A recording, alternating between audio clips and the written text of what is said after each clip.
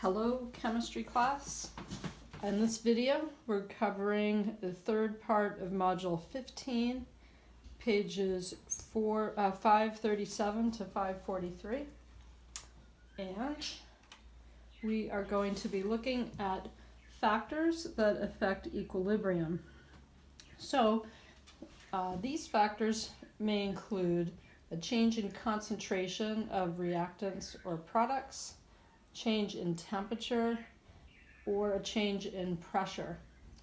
And one of the questions we pose here is what happens to the equilibrium when these factors, which the book terms stress, are exerted on a chemical reaction? The answer to that has been derived from this French scientist, Le Chatelier, and he came up with the principle that explains when a stress, such as change in concentration, pressure, or temperature, is applied to an equilibrium, the reaction will shift in a way that relieves the stress and restores equilibrium. So if you want to branch off a little, you could check out this YouTube video at your convenience. It does talk about this principle. It doesn't follow this curriculum precisely, but it does give a fresh view on it, and it's only about 4 minutes long. All right, so in our book, we look at the possibility of working with this reaction, the hydrogen gas, iodine gas, yielding hydrogen iodide, and you can see that all phases are in the gas phase. In this circumstance, we see how initially the reaction was started and then it reached an equilibrium, but then we added more of this reactant, more hydrogen gas, which provided a spike up in the forward reaction rate. This is the reaction rate on this axis, a spike up, and then it eventually reached a second equilibrium. And so you can see how there was an adjustment from the addition of this additional reactant, and that a new equilibrium was arrived at. So in our example 15.4, we are presented with this scenario. A chemist is experimenting with the following equilibrium. So here we have ammonia reacting with oxygen gas, you have nitrogen monoxide and water, and everything's in the gas phase here. It says she allows the reaction to come to equilibrium and then stresses it in several different ways. What will happen to the concentration of this product, the nitrogen monoxide, and what will happen to the concentration of one of your reactants, the oxygen, if the chemist adds extra ammonia to the system, extra NH3. So this is a visual the way I think of it, and the book doesn't have these charts, but it's just an aid that I added to the slide in case it helps you understand it. I imagine, right, that the NH is shifting the balance of the reaction up onto the reactant side, which forces it in the direction of the product side. So the way it's described, just using words, is that when you add this additional reactant, the reaction shifts forward, and because it's shifting it forward, you would get more products, which is the nitrogen monoxide and the water. However, the oxygen concentration would decrease because it's being used up in order to create more product. So just to summarize, it says the concentration of the O2, this reactant, would decrease because it would be used up, and the concentration of the nitrogen monoxide would increase because more of it would be made. So let's look at the second part of this same example, and here is the reaction right here. It says, what will happen to the concentration of the water, the product, and this reactant, the NH3, if the chemist removes oxygen? So the oxygen's here, but we're imagining we remove it. So, as it explains here, when the oxygen is removed, the forward reaction would slow down because you have less reactant available, and the reverse reaction would be the dominant reaction. So the equilibrium would be shifting toward the reactants, shift to the reverse direction. And then because of that, these chemicals or these molecules would be used up, so the H2O would decrease. However, because it's shifting in this direction, the NH3 would increase because more of that is being made.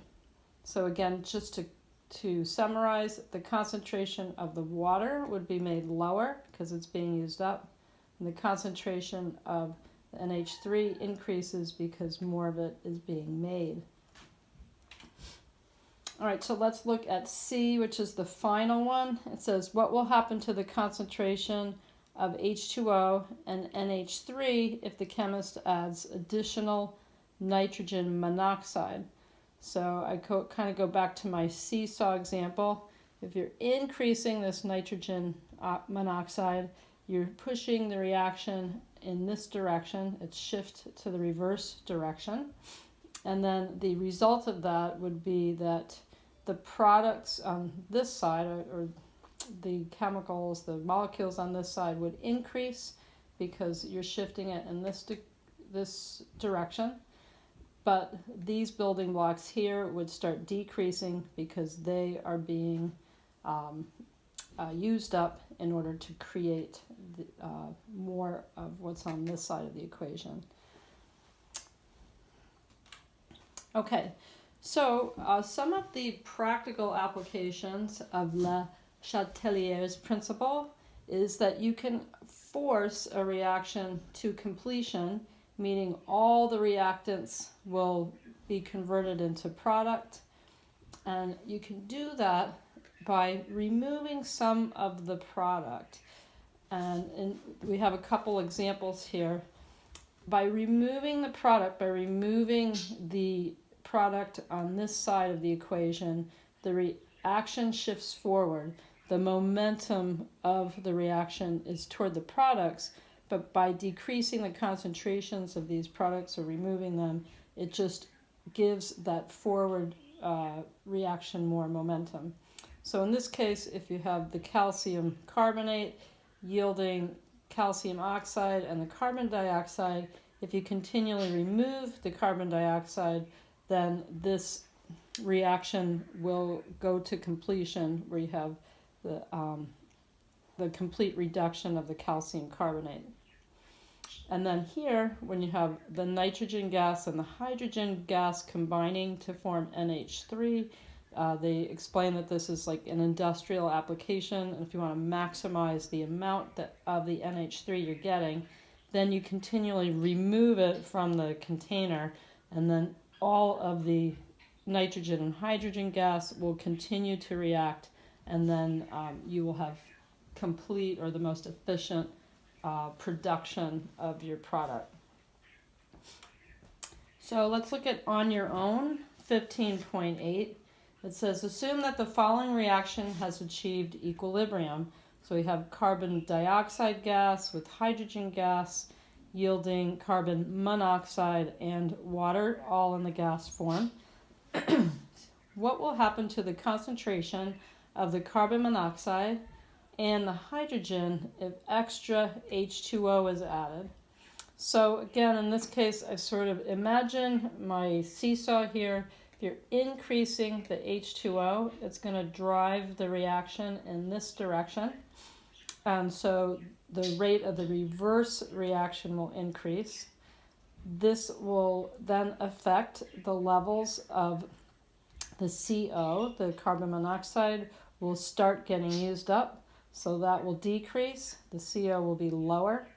and the H2 that you have here will increase because more of that is being made as it progresses in that direction. This is another part of the same problem. It says, what will happen to the concentration of carbon dioxide and water if CO is removed from the system? So we're just totally taking this out. Well, we know from that industrial application that when you remove one of the products on this side, you're giving momentum to this forward reaction. So the result of that is that this would start getting used up. So the concentration of this is lowered, this is carbon dioxide, but the concentration of the water will increase because the reaction starts moving in that direction. All right, this is the final part of that question. It says, what will happen to the concentration of carbon monoxide and the hydrogen gas if CO2 is added to the system? So here we have our seesaw. If we're pushing up, if that's increasing, right, on the CO2, it's driving the reaction to the products.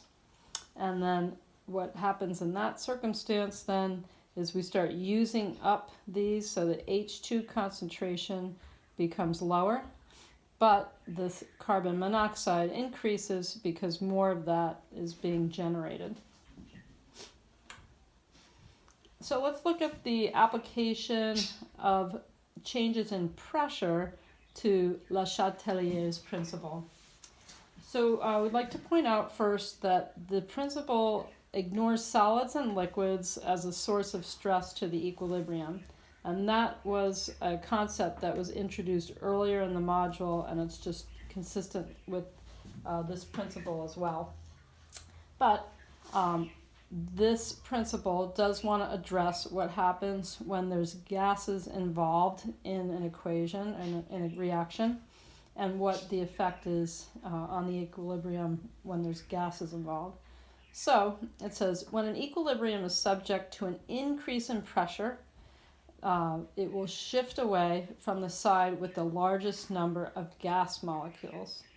If the pressure decreases, so that'd be the opposite situation, the equilibrium will shift toward the side with the largest number of gas molecules.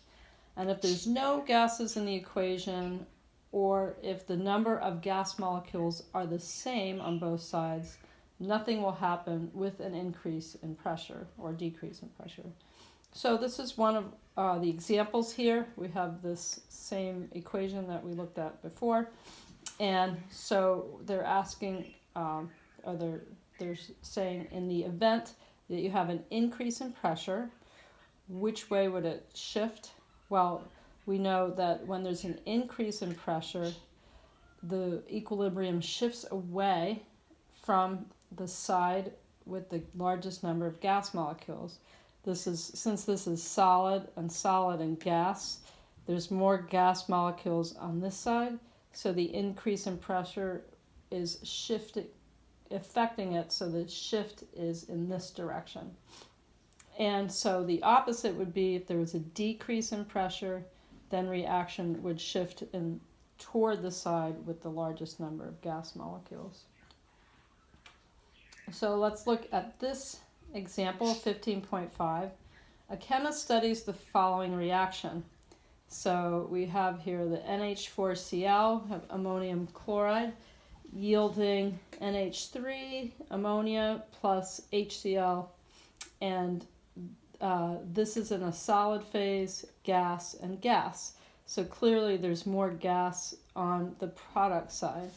So it says, which way will the reaction shift if the pressure is increased? Well, we know from the past that when the pressure is increased, it shifts away from the side with the largest number of gas molecules. So in this case, it's clearly toward the left, toward the reactant side, and that's represented with this arrow. What will happen to the amount of the ammonium chloride present if pressure is decreased? So we know a decrease in pressure causes a shift toward the side with the largest number of gas molecules. So the reaction would be progressing in this direction. And then it says, since the product side has the largest number of gas molecules, the reaction will shift that way, as we know. And then when that happens, the reactant in this will eventually be used up. So this amount will decrease, okay? And however, they do make a note to say that the concentration of this didn't actually change. Like the concentration of the solid is constant. However, the amount of the solid did change. And then finally, it asks, which way will the reaction shift if more of this is added? Well, it's a little tricky, right, because we know this is a solid. So actually the answer is that it does not shift because the solid doesn't affect the equilibrium on that. Okay, so let's look at one more example on your own, 15.9. So it says, assume the following reaction has already attained equilibrium. We have sulfur dioxide reacting with oxygen gas to get sulfur trioxide. They're all in the gas phase. Which way will the reaction shift if the pressure is decreased? So we know in the decreased situation, it will gravitate toward the side with more gas molecules. So in this case, it would shift to the reverse reaction to the left. And then it asks here, which way will the reaction shift if the pressure is increased? And then we know in those cases it shifts away from the side with more gases. And since this has more gases, it would shift toward the right direction, toward the product, the forward reaction. All right, and that is it for this section. And we will proceed on the next video.